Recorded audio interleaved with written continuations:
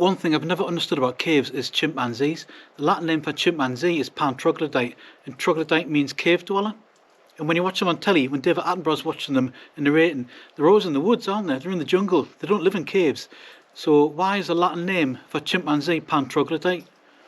If anybody knows, and genuinely I do wonder about these things, drop us a comment and let us know.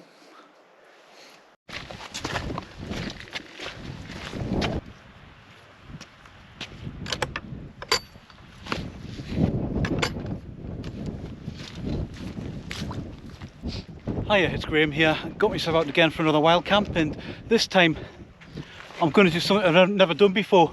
I'm going to camp in a cave, so I'm quite excited about this.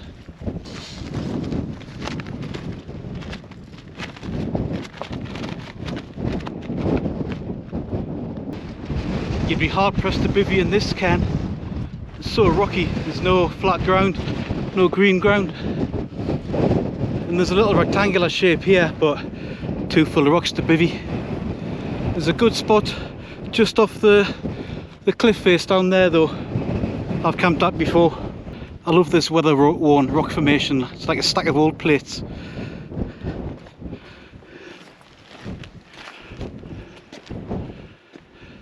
I've known where this cave is for about 40 years because it was a landmark when I used to navigate around here with the Cubs and the Scouts when I was a kid. But I've seen a couple of other YouTubers camp here over the years, not recently mind, and they both said it was a secret cave and they didn't want to give away the location.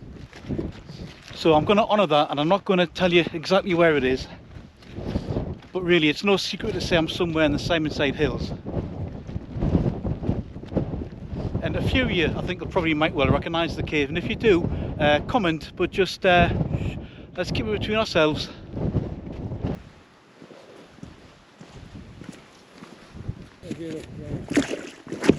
Yep. We're coming up to Old Stell Crag here, and it's for me it's the craggiest of the crags on the Simonside Ridge. There's all sorts of nooks and crannies up here and places you could potentially bivvy in, but when I've scoped it out with that in mind, it all seems to be like, a bit waterlogged, a bit wet underfoot with that black brown peaty water. But no doubt if I looked a bit harder, oh, just in here, look, I reckon you could get a little bivvy in here.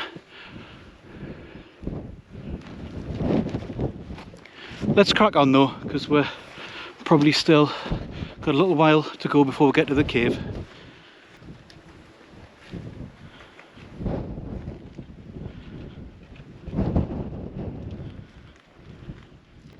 There's a couple of feld runners coming up behind us.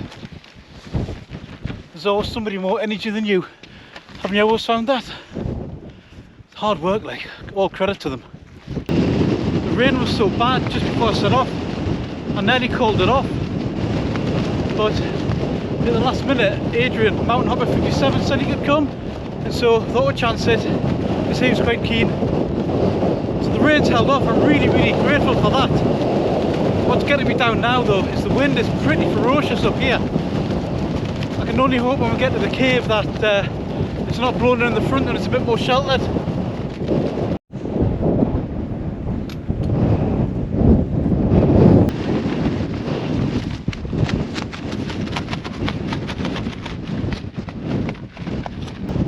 The wind's just blown my rucksack cover off. I'm just going to have to... I'm not going to put it back on, it's not raining. I'll just stuff it in my pocket and we'll crack on.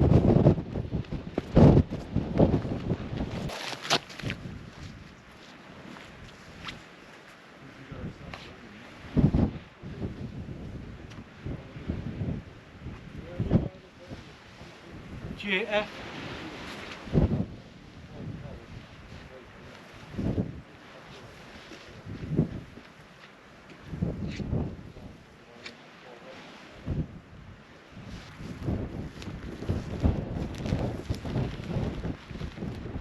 Hi folks, we're just walking across trackless bog now, so I've got to be careful where I put my feet, and just be careful.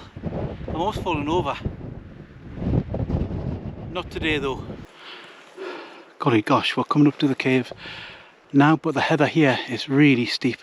Steep heather, it's thick heather, high heather, That's how tired I am. I can't get my words out. Case in point. It's not an especially easy place to get to, if I'm honest. Although there's more than one way. None of them are especially a short, easy walk.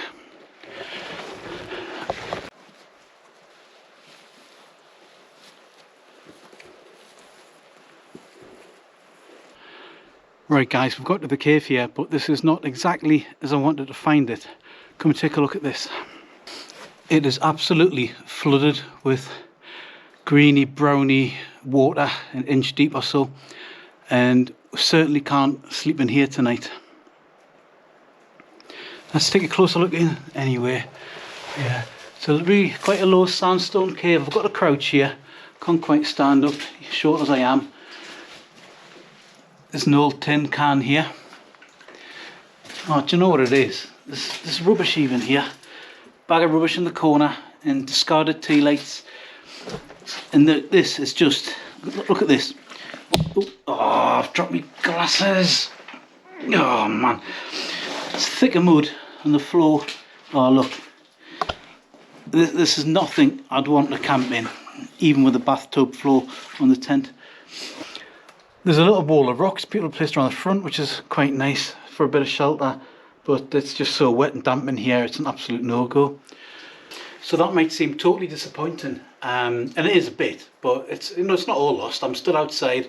I've got enough kit to find an overhang somewhere and sleep comfortably under that. So there's loads of crags here. So Adrian's having an explore. I'll go and catch him up, see if he's found anything, and I think we're just going to look for a dry overhang. Wish me luck, because I haven't got a tent, I've just got the bivvy. I need something over the top.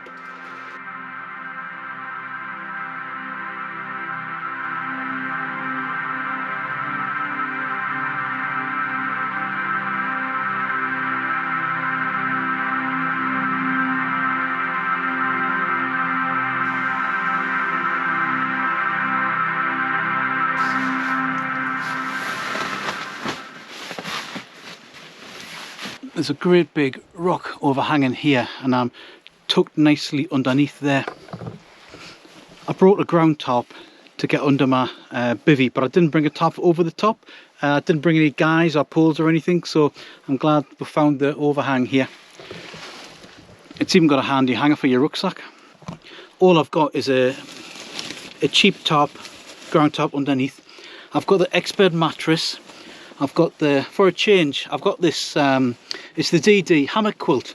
I just wanted a bit more freedom of movement, and I didn't think it would be too cold tonight, so I brought this out. And I've got the, you know, the good old Alpka Elan bivvy that I get a lot of use out of. And it's not perfect, but I really like this bivvy. It's got a lot of good features. And Adrian's set up over here as well. I think he's got the Alpka Hunker bivvy, his sleeping bag in, and he's just had a brew. Of course, he's just had a brew, it's Adrian, and I think we're going to be cosy here tonight. If I turn you around, have a look at the view we've got here. It's pretty stunning.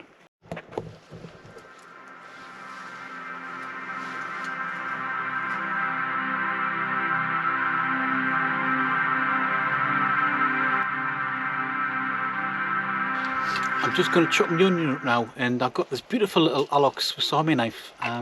I got it when I was on holiday for 30th anniversary. It's a souvenir in Crete, because that's what Crete's all famous for. It's Swiss Army knives. But I love it, it's great.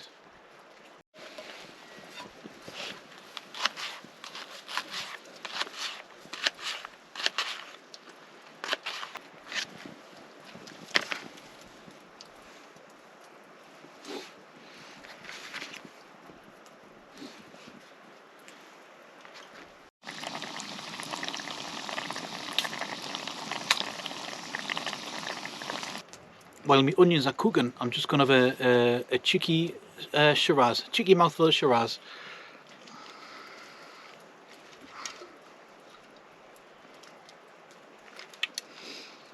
My God, I've put that cork in properly.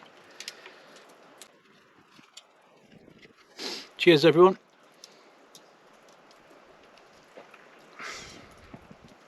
Oh God, that's really nice for a change. Nice change from you know, a can of beer or a drop of whiskey.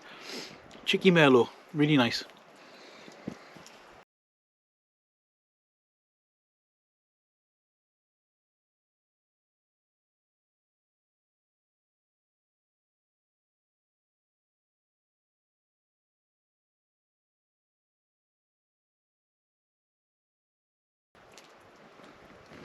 Well, bon appetit, folks. That's good chilli. Nice. Mmm. Well, cheers, Graham. Cheers, my friend. Yeah, this is good. We're just sat here enjoying the view.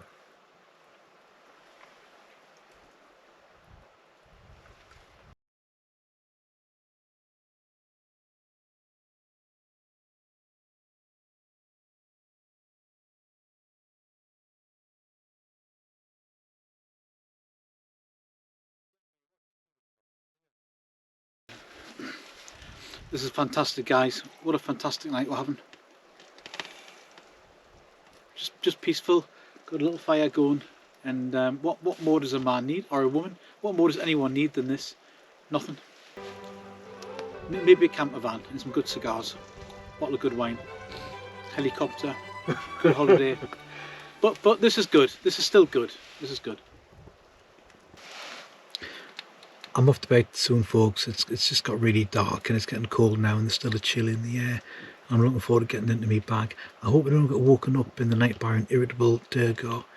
If you've seen some of my other videos, you know I've mentioned Duegar before, and in Northumbrian folklore, they're a race of evil dwarven folk that are meant to prey on unwary travellers. And in the folklore, they light lanterns to lead people astray. And not too far from here, there's a big boggy area called Cart Hole Moss. And you've got to wonder if in all these peat bogs and whatnot, there's bacterial action that causes self-igniting gas now and again, and that's what people see in the distance and walk towards it, and they get led astray into bogs. And you wonder if there's a bit of reality behind these folk tales, you know.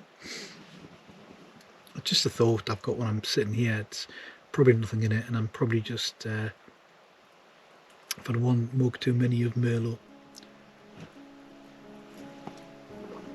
Anyway, good night. I'll see you in the morning.